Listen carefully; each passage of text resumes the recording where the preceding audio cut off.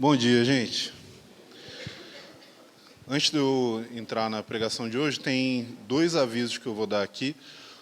Um deles é que, já adiantar, um deles é para quem é aliançado, o outro para todo mundo, seguindo o padrão. Mas o primeiro aviso é que, a partir do próximo domingo, dia 4, certo? Dia 4? Próximo domingo, dia 4, a gente vai começar com a nossa escola de teologia, ou com a nossa escola bíblica dominical, a.k.a. EBD. Então a gente vai começar com a nossa escola aqui. Ela vai acontecer todo domingo, das 9 às 9h45. E o tema que a gente vai trabalhar esse ano vai ser teologia sistemática. Então, a partir do domingo que vem, do próximo, todo domingo a gente vai ter aulas de teologia sistemática das 9 às 9h45.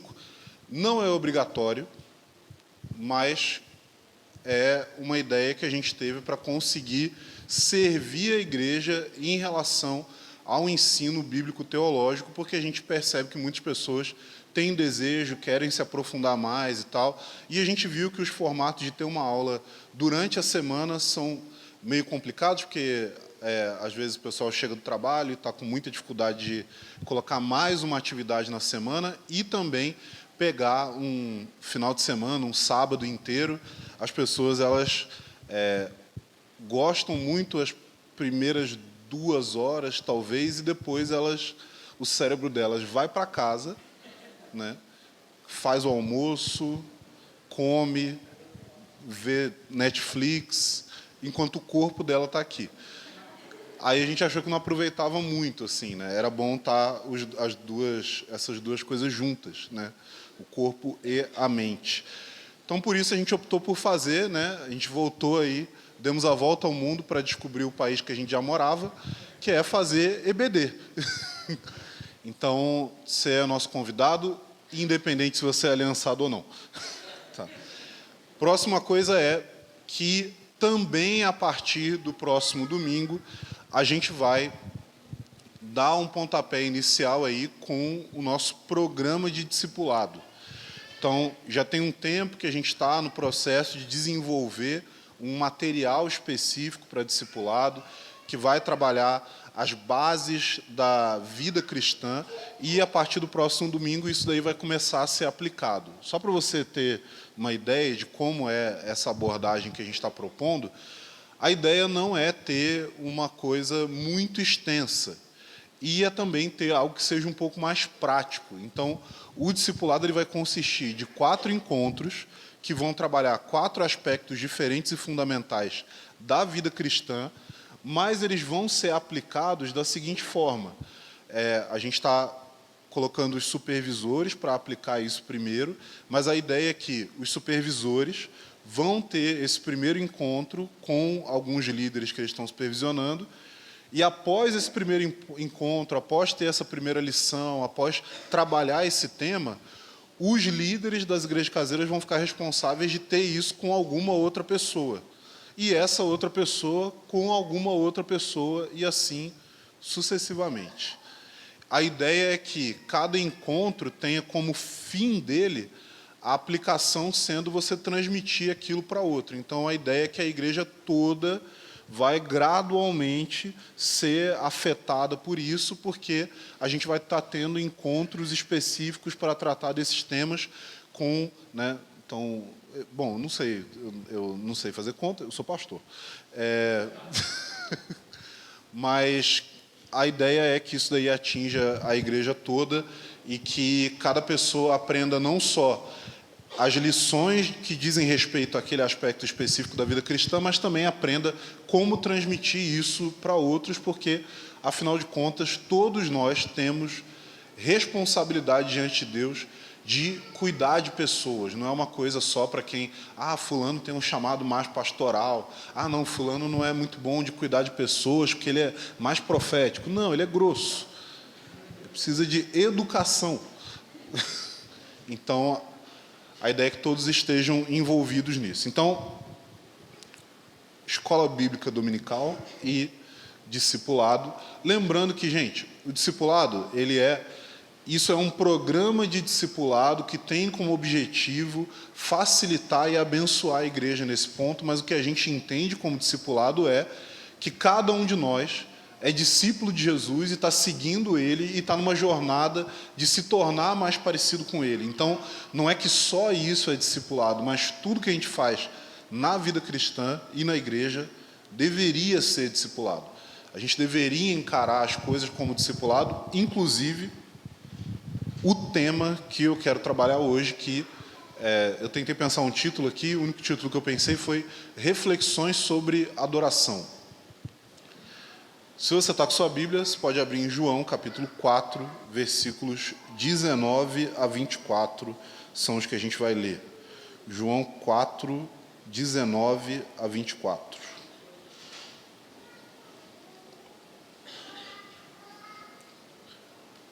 Muito provavelmente você já ouviu essa passagem antes, talvez você esteja até bem familiarizado com a história, mas a gente vai ler aqui, eu vou dar um pouquinho de contexto para você compreender.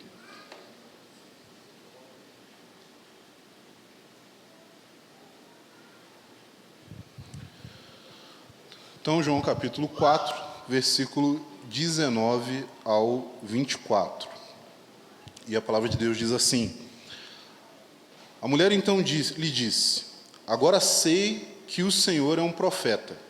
Nossos pais adoravam neste monte, mas vocês dizem que em Jerusalém é o lugar que se deve adorar. Jesus respondeu: Mulher, acredite no que digo. Vem a hora em que nem neste monte e nem em Jerusalém vocês adorarão o Pai. Vocês adoram o que não conhecem. Nós adoramos o que conhecemos, porque a salvação vem dos judeus. Mas vem a hora, e já chegou, em que os verdadeiros adoradores adorarão o Pai em espírito e em verdade, porque esses que o Pai procura para seus adoradores.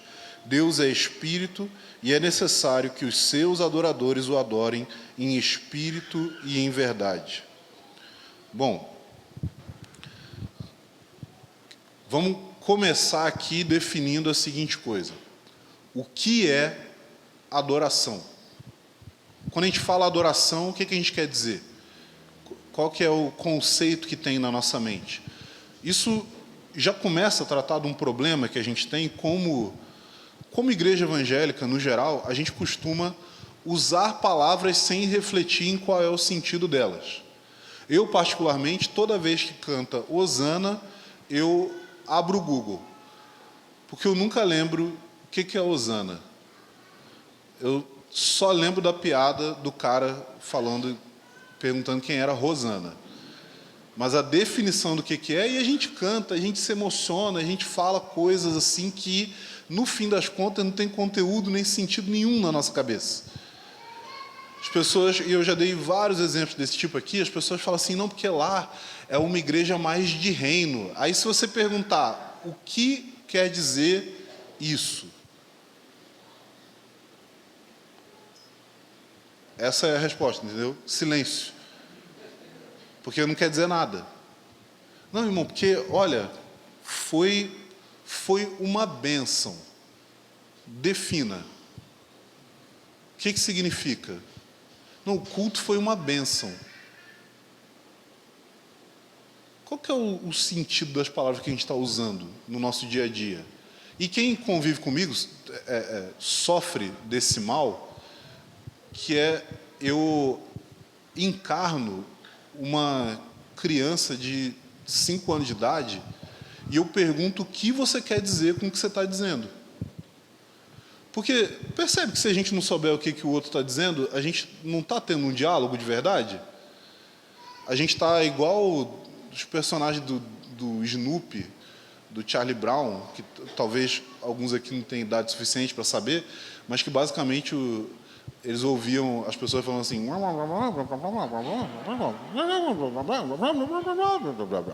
Então você tem uma entonação, então você pega ali mais ou menos, sei que está brigando agora.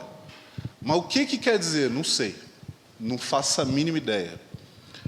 Então a gente precisa entender o que é adoração. Quando a gente fala a respeito de adoração, o que a gente quer dizer? E o Wayne Grudem, um teólogo, vai dizer o seguinte, que adoração é a atividade de glorificar a Deus em sua presença com nossas vozes e corações. Mais ou menos. Está bom, mas não está muito bom ainda. Mas, citando o Wayne Grudem, o Greg Ellison, um outro teólogo, vai dizer o seguinte, que incluídos nesses serviços de adoração estão atividades como louvar e agradecer a Deus através de canções e orações, ler e pregar a palavra de Deus, celebrar os sacramentos, interceder pelas necessidades, doar financeiramente. E, embora esses elementos pareçam ser atividades padrão, na maioria das igrejas, muitas diferenças também caracterizam as igrejas de Jesus Cristo. Isso é o que Greg Ellison vai dizer. Então, basicamente, quando a gente fala a respeito de adorar, a gente está falando a respeito de ter algum tipo de correspondência à revelação de Deus. Uma correspondência que abraça as características que Deus revela a respeito de si mesmo e tenta corresponder a elas de uma forma que agrade o próprio Deus, ou tenta corresponder a elas de uma forma determinada pelo próprio Deus. Então, a adoração tem a ver com a nossa correspondência à revelação de Deus. Para resumir, é isso. Adoração tem a ver com a nossa correspondência à revelação de Deus. Óbvio que outras coisas também são correspondência à revelação de Deus, então, muitas vezes, o que nós correspondemos quando Deus se revela não é adoração. Então, por isso, a gente tem que pensar assim, não, só é adoração se eu correspondo nos termos que o próprio Deus determinou. Ok? Até aí, gente? Deu para entender? Adoração é corresponder à revelação de Deus da forma como Deus determinou que essa correspondência deve acontecer. Mas a forma como Deus determina e descreve essa correspondência, na Bíblia, é muito ampla. É muito ampla. Por quê? Porque pegar um cabrito e cortar o pescoço dele pode ser entendido biblicamente como adoração. Quer dizer que você vai fazer isso aqui? Espero que não. Tá certo que a gente está precisando trocar o carpete, mas não precisa também aloprar. E quando a gente fala a respeito de adoração e a gente pensa nos conceitos que a gente tem na Bíblia, principalmente quando a gente olha para o Antigo Testamento, essa definição que eu falei aqui, ela fica muito mais clara. Por quê? Porque no Antigo Testamento fica muito claro e objetivo que Deus determinou as formas como Ele deveria ser adorado e que as pessoas deveriam seguir essas formas de adoração à risca para que Deus aceitasse a adoração deles. E você tem casos em que as pessoas não seguem isso e, geralmente, o resultado não é muito bom.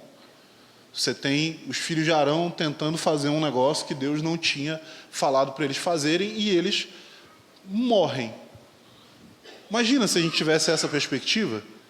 Assim, gente, a gente está aqui no domingo para adorar. Aí você vai e adora errado, e aí morre.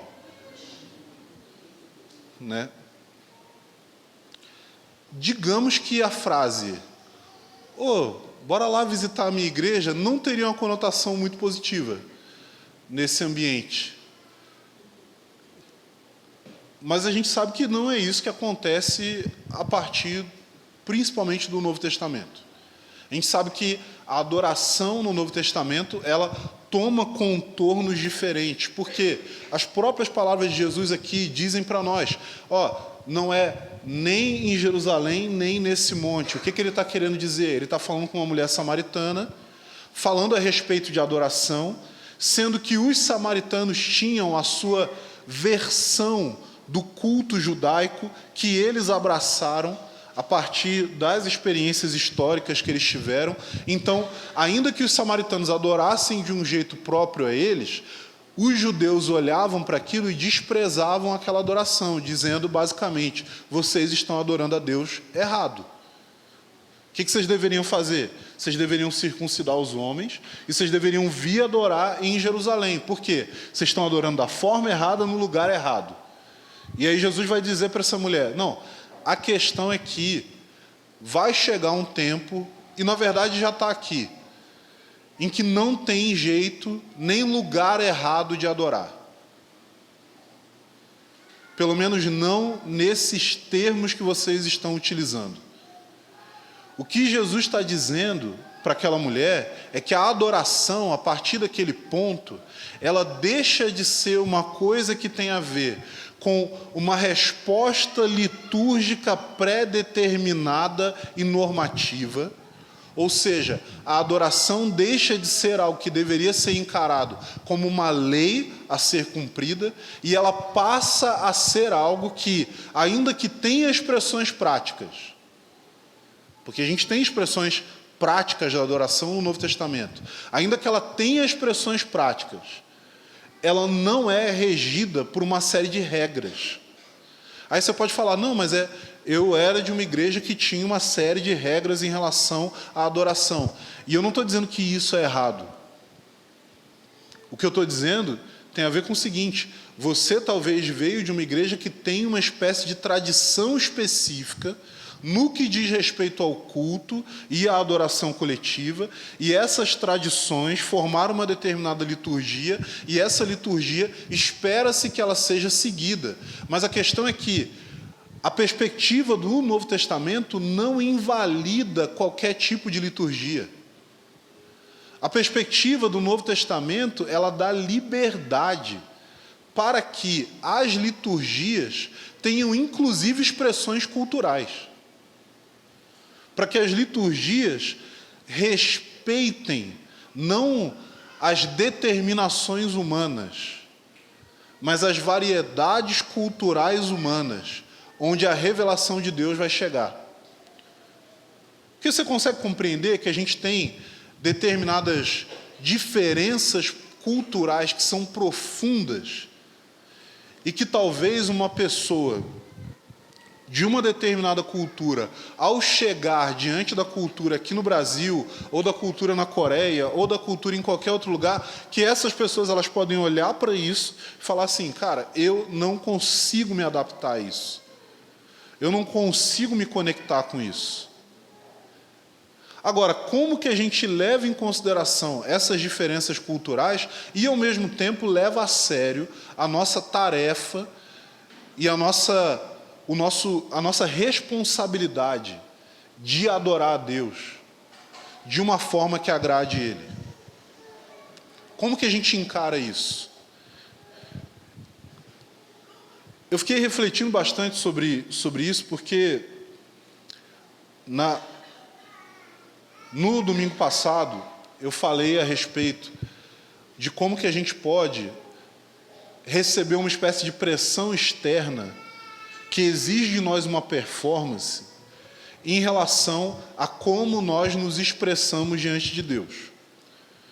E eu vi que isso daí gerou uma série de conflitos na mente de algumas pessoas. Por quê? Porque ao mesmo tempo que eu falei a respeito de não exercer pressão sobre as pessoas por uma performance, existe também a perspectiva de que nós queremos, como nós sempre falamos, construir um lugar para a presença de Deus, em que a gente quer, de fato, ter uma expressão coletiva de adoração, que o nosso objetivo não é que cada um venha e faça o seu devocional aqui, no momento de adoração pública da igreja. Só que a questão é que essas são duas coisas diferentes. Porque você não precisa ter uma expressão pública e coletiva de adoração que seja fundamentada na pressão externa. Ou, às vezes, até uma pressão interna. A pressão que vem dos modelos mentais que nós mesmos criamos a partir daquilo que a gente observou, e a gente fica se condenando pensando assim, eu não sou assim, então eu não sou tão espiritual. Eu não choro durante a música, então eu não sou tão espiritual. Eu não fico emocionado. Não, eu não consigo, eu fico constrangido de começar a pular. Eu tenho profunda vergonha de que as pessoas falem para eu dançar na frente dos outros. Isso quer dizer que eu sou menos espiritual? Isso quer dizer que eu não estou contribuindo com o ambiente? Isso quer dizer que eu não faço parte daquilo que Deus está construindo aqui? Mas, gente, a questão é que a nossa adoração tem a ver com a expressão do nosso amor por Deus. Calma aí que já vai fazer sentido, tá? A nossa adoração tem a ver com a expressão do nosso amor por Deus. A Bíblia define o amor por Deus, amar a Deus, como algo que nós devemos fazer de todo o nosso coração, alma, mente e forças. Ou seja, nós devemos amar a Deus com todo o nosso coração, ou seja, o centro da nossa identidade, do nosso foco, do que dá sentido à nossa vida, tem que ter a ver com amar a Deus. Também nós amamos a Deus com toda a nossa mente. Quer dizer que os nossos pensamentos e a nossa razão precisam estar dedicados a amar a Deus. Nós amamos a Deus com toda a nossa alma, ou seja, com todas as nossas emoções e todas as movimentações do nosso mundo interior. E nós também amamos a Deus com todas as nossas forças, ou seja, com os nossos recursos físicos e materiais. Então, identidade, emoções, pensamentos e razão, recursos físicos, materiais, todas essas coisas devem estar dedicadas a amar a Deus. Agora eu te faço uma pergunta. Você ama a Deus perfeitamente? Alguém? Não? Ninguém aqui? Se alguém ama a Deus aí, perfeitamente? Se você puder levantar a mão. Estou precisando de alguém para me discipular. Talvez não seja nem possível, porque, né, você é perfeito. Como é que você vai discipular um ser imperfeito? A gente não ama a Deus plenamente, perfeitamente.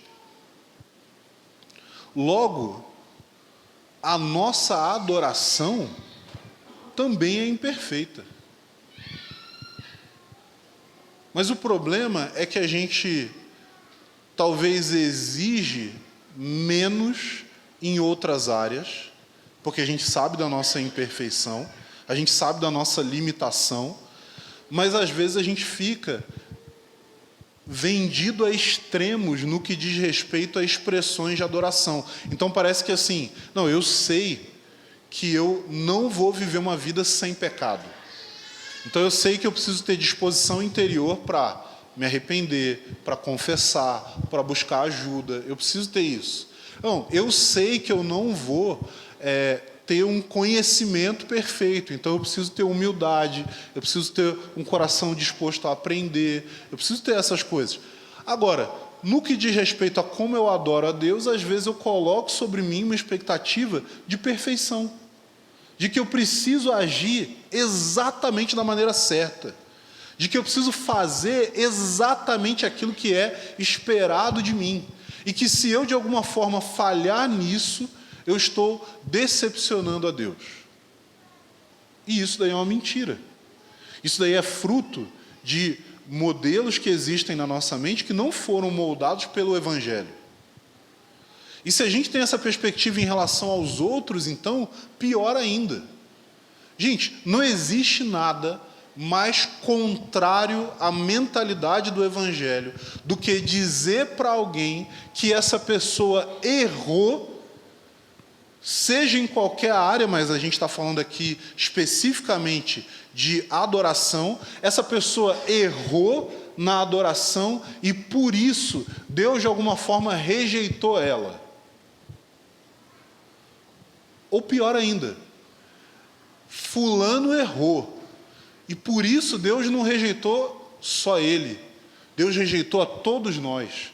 Por quê? Porque você espantou a presença de Deus com o seu erro. Isso daí é tentar viver o Evangelho no todo da sua vida, mas quando chega na nossa experiência de adoração, a gente descarta o Evangelho como algo que nem existisse.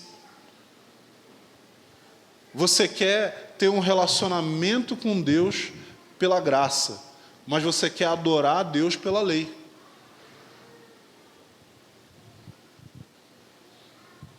Assim, não, fulano orou errado. E aí o Espírito Santo foi embora. Gente, quando a Bíblia fala a respeito de não entristecer o Espírito Santo, se você abrir a passagem em que Paulo fala a respeito disso, você vai perceber que o contexto que Paulo está falando ali não tem a ver com práticas de adoração coletiva, não tem a ver com prática de disciplinas espirituais, não tem a ver com performance de uma vida sem pecado. O que Paulo está falando ali, quando ele fala de não entristecer o Espírito Santo, tem a ver com honrar os relacionamentos.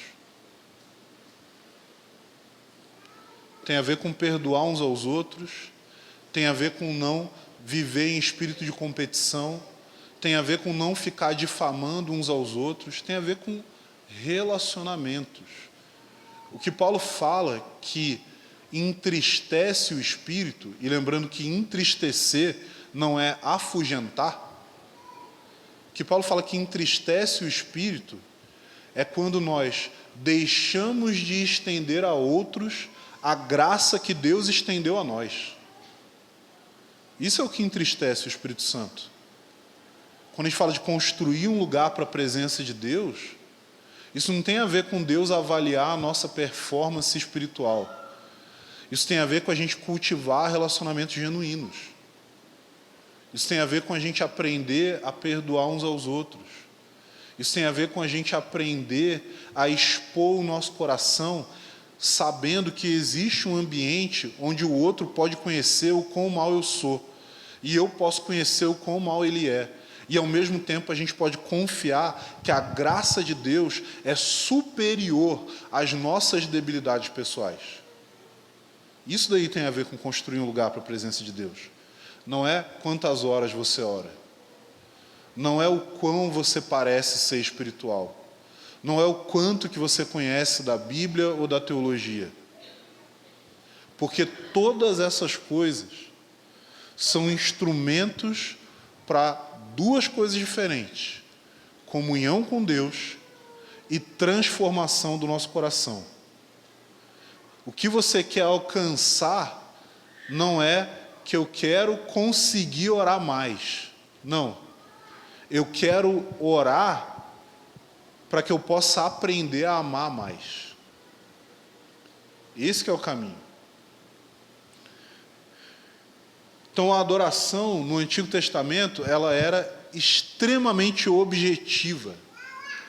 Ela tinha a ver com rituais e preceitos externos. Quer dizer que não havia um elemento subjetivo interior? Não, não é isso que eu estou dizendo, porque a gente tem muitas expressões de sentimentos, pensamentos e coisas que aconteciam no interior, por exemplo, dos salmistas. Mas a adoração, o caminho proposto ali era um caminho objetivo. Tinha a ver com um lugar, tinha a ver com sacrifícios, tinha a ver com móveis específicos, tinha a ver com rituais que eram pré-determinados. A adoração no Novo Testamento, ela não deixa de ser objetiva, mas ela adota uma objetividade democrática. Ela adota uma objetividade que não é exclusiva, mas é uma objetividade inclusiva. É uma objetividade que compreende diferentes expressões culturais e de personalidade. Mas, ao mesmo tempo, ela não anula essas diferenças.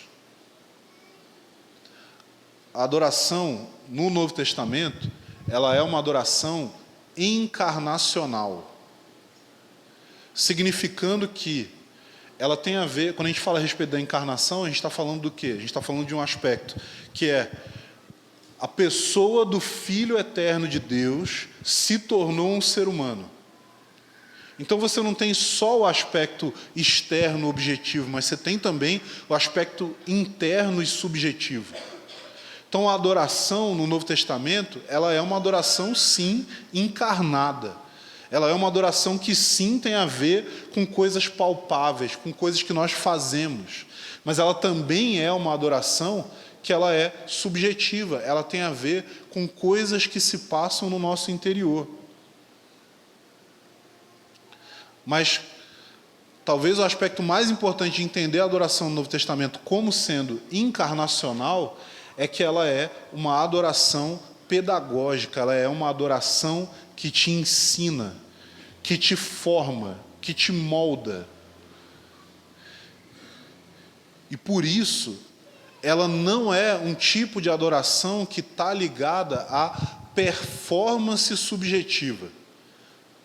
Gente, isso daí é um veneno do tempo que a gente vive.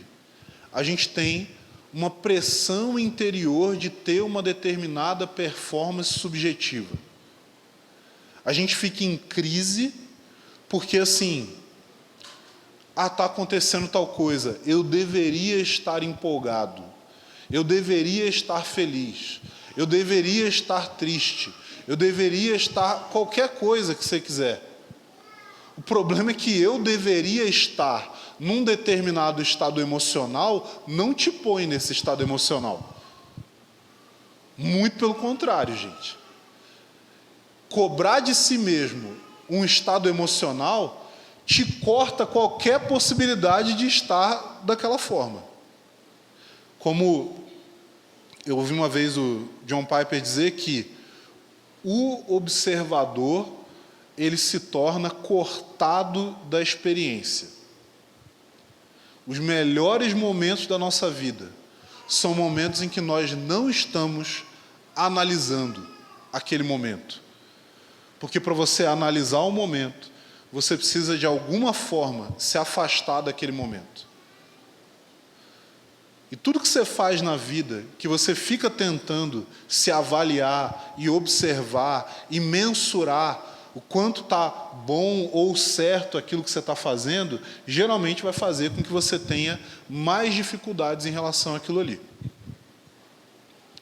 Tem um experimento que foi feito, eu não lembro agora se foi uma universidade na Áustria, mas ele foi um experimento que tinha a ver com práticas clínicas de terapia, e que vários terapeutas eles começaram a aplicar isso. Quem eu ouvi falando sobre isso foi o Viktor Frankl, que é o cara que é o pai da logoterapia. Aí.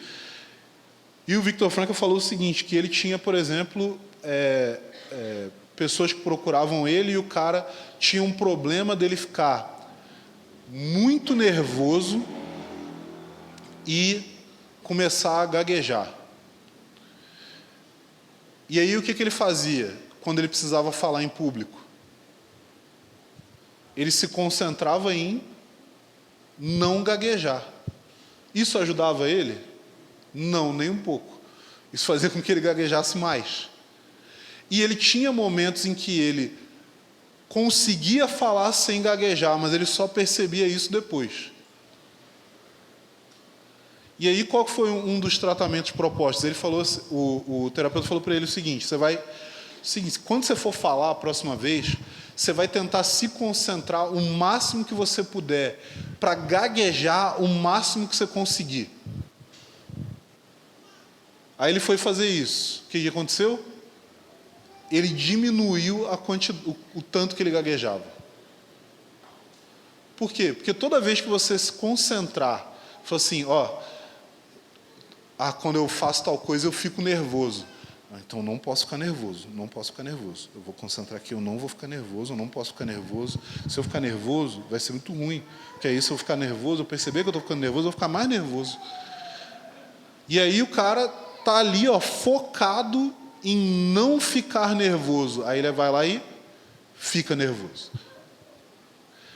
Se o cara concentra, e isso é óbvio, isso é uma prática lá, clínica, o cara tem know-how para aplicar isso, eu não estou dizendo que você tem que fazer uma coisa desse tipo. Eu só estou usando isso como exemplo para você entender o seguinte: cada vez que você se coloca como alguém que está de fora, observando e analisando a sua experiência, você se torna cada vez mais distante daquela experiência.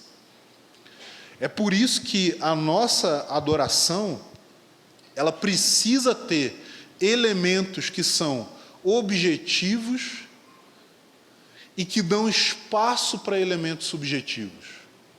O que eu quero dizer com isso?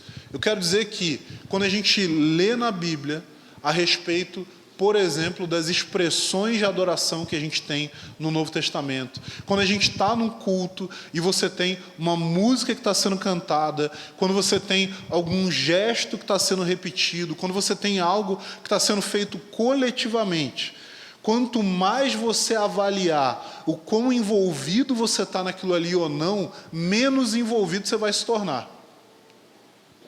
Quanto mais você tornar o seu estado emocional como indicativo se você está adorando certo ou não, menos você vai conseguir se envolver com o que está acontecendo.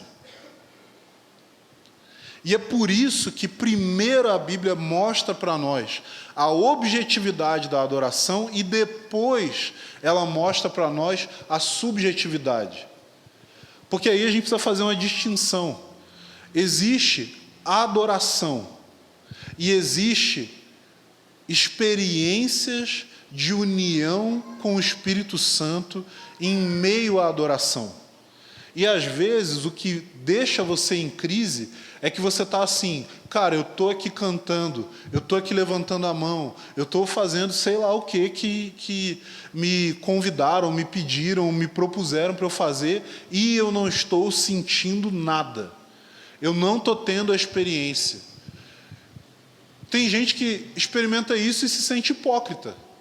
Fala assim: eu estou sendo hipócrita, eu estou aqui levantando a mão, mas eu nem estou sentindo isso. Eu estou aqui fazendo tal coisa, mas eu nem estou sentindo isso. Eu estou aqui tendo esse gesto, mas eu não estou sentindo isso. E aí a pessoa olha para alguém do lado e a pessoa está lá, ó, com as mãos levantadas e assim, as lágrimas correndo pelo rosto. E você começa a pensar: tá vendo? Eu tinha que ser desse jeito. E aí a pergunta que eu te faço é: onde está na Bíblia que você tinha que ser desse jeito? Onde que tem na Bíblia o mandamento: choreis na adoração? Onde que está na Bíblia um mandamento dizendo qual resposta emocional você tem que ter para fazer com que a sua expressão de adoração seja válida? Não existe isso. Porque se você tem dificuldade com isso, você precisa considerar os elementos objetivos da adoração bíblica. Você precisa considerar que a adoração, por mais óbvio que isso pareça, gente, você precisa considerar que a adoração é para Deus. Não é para você. Você precisa considerar que se você está, de repente, numa cerimônia de formatura de uma pessoa que é muito importante para você, e aquilo ali é uma realização na vida dela, e você está ali presente, que você quer prestigiar ela, e de repente é pedido do público que dê uma salva de palmas para aqueles formandos ali, mas exatamente naquele dia, mais cedo, antes de você ir para esse evento, você recebeu uma notícia terrível, e que não faria diferença nenhuma você deixar de ir no evento por conta dessa notícia. E que se você fosse no evento, aquela pessoa ia se sentir importante e apreciada. E que naquela hora, quando é pedido do público uma salva de palmas pelos formandos, você não está fazendo aquilo ali para de alguma forma tentar mudar o seu estado emocional. Você está fazendo aquilo ali única e exclusivamente por conta daquela pessoa que está ali e de como você quer expressar a sua admiração, o seu amor e o fato de que você está orgulhoso daquele indivíduo, independente de quais são os seus sentimentos naquele momento. A nossa adoração não deveria ser um meio para a gente sentir alguma coisa. A nossa adoração a Deus deveria ser simplesmente uma forma de expressar o quanto nós valorizamos Ele. Só isso. Só isso. As experiências de comunhão, de união, as experiências místicas, que podem ter conteúdo verbal, emocional, podem trazer convicções, podem trazer ideias e levar a nossa criatividade para um determinado lugar, podem trazer à memória uma determinada pessoa, pode nos dar uma palavra que a gente precisa compartilhar com alguém, pode confirmar alguma coisa que já estava no nosso coração e que a gente estava pedindo a Deus e assim questionando Ele sobre aquilo. Essas experiências, elas não são uma necessidade nos momentos de adoração. Mas a gente desenvolveu uma relação com a adoração, que é uma relação que a gente tem com o entretenimento. Que basicamente eu faço isso para de alguma forma me sentir bem. Ao invés de ser, eu faço isso porque é importante. Porque tem coisa que você faz exclusivamente para que você se sinta bem. E algumas dessas coisas permanecem ali sem muita mudança. Mas tem coisa que você faz porque é importante. E às vezes no processo de fazer algo que é importante, você se sente bem. Às vezes no processo de adorar a Deus, de levantar as minhas mãos, de cantar para Ele, de assim expressar a minha adoração por meio da minha voz, do meu corpo, às vezes em meio a isso, eu tenho uma experiência de comunhão e união com Deus. Mas isso não é o meu foco. Isso não é o meu objetivo. E eu não estou dizendo que essas experiências não são importantes. O que eu estou dizendo é que essas experiências não são controláveis. Porque Deus não está debaixo do nosso controle. Não é um botãozinho que a gente aperta. Não é um ritual que a gente faz para fazer com que Deus faça a gente se sentir de alguma forma. Até porque as experiências de união com Deus, essas experiências místicas, elas não estão confinadas ao culto de domingo, ou a uma reunião de oração, ou a qualquer outra forma de expressão de adoração. Não, essas experiências podem acontecer em qualquer lugar e em qualquer momento da nossa vida. Mas às vezes a gente se torna tão religioso que a gente quer usar as nossas emoções como moeda de troca com Deus por experiências com Ele. E a gente se torna tão religioso que a gente começa a fechar a possibilidade de comunicação de Deus conosco em meio a atividades comuns do nosso dia a dia. Parece que a gente não quer levar Deus para a nossa vida.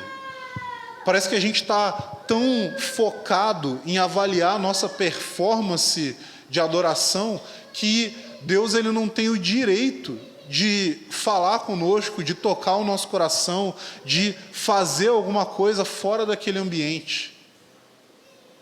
Gente, Deus não é domesticável. Deus não é refém da nossa religiosidade. Mas nós, muitas vezes, nos tornamos reféns. E a gente precisa abrir o nosso coração para compreender, primeiro, que a nossa adoração tem a ver com quem Ele é, não com o que a gente está sentindo. As nossas experiências de comunhão com Deus têm a ver com o desejo e o propósito e a determinação dEle, não com o controle que nós exercemos sobre Deus. E a gente precisa entender que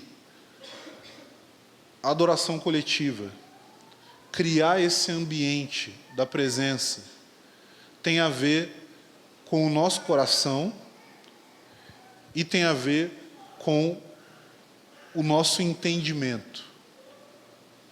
A gente precisa compreender que tudo que a gente deseja da parte de Deus chega até nós por meio do Evangelho, não por meio da nossa performance, não por meio das nossas obras.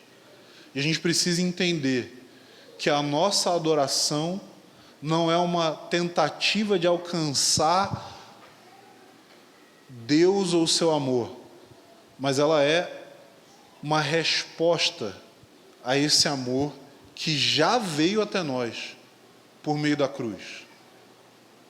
Esse amor já veio até nós. Você não precisa ficar esperando. Você não precisa ficar na expectativa. Você não precisa ficar achando que algo precisa acontecer. O que você precisa é crer. Crer naquilo que Ele já realizou. Se Deus te der experiências hoje, você tem que ser grato por isso. Se Deus não te der experiências hoje, você tem que permanecer grato, porque Deus te deu algo que é muito maior do que qualquer experiência que você possa ter nessa vida aqui. E o que Ele te deu foi o poder para ser filho.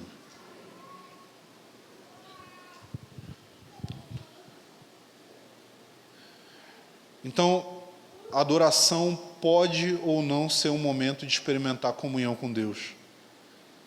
A comunhão pode acontecer em momentos não religiosos. E a gente precisa lembrar que o objetivo nunca deve ser a experiência em si. Deixa eu explicar o que eu quero dizer e eu vou finalizar falando isso. Quando a gente começa a tornar a experiência o objetivo da nossa interação com Deus, isso é problemático, mas é mais fácil a gente entender se a gente falar das nossas relações uns com os outros. Quando você torna, seja no casamento ou numa amizade, quando você começa a tornar o objetivo daquela relação, o quanto você pode se sentir bem ou não com aquela interação, você começa a deixar de tratar o outro como pessoa. Você começa a tratar o outro como uma coisa, um instrumento, algo que você pode utilizar para o seu benefício. E a questão é que pessoas que tratam outras como instrumentos tendem a não de fato experimentar as coisas boas que nós temos numa relação interpessoal. E isso acontece porque, a partir do momento que você começa a ficar avaliando o quão boa está sendo aquela interação, você deixa de se conectar com o outro. Tem um exemplo que eu estou relutante a utilizar. Porque se eu falar, vocês só vão lembrar dele. Mas vamos falar de uma forma que todo mundo possa entender e não gere conversas constrangedoras com as crianças em casa. A questão é que, se você tiver problemas de performance, e você tentar se concentrar, isso obviamente para os casados, e você tentar se concentrar na performance em si, geralmente os seus problemas vão piorar.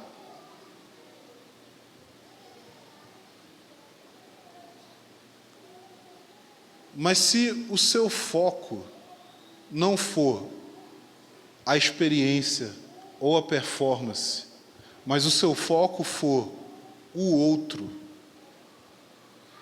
a experiência se torna melhor. Isso vale para qualquer coisa. Isso vale para você praticar um esporte, Isso vale para você, talvez, falar em público.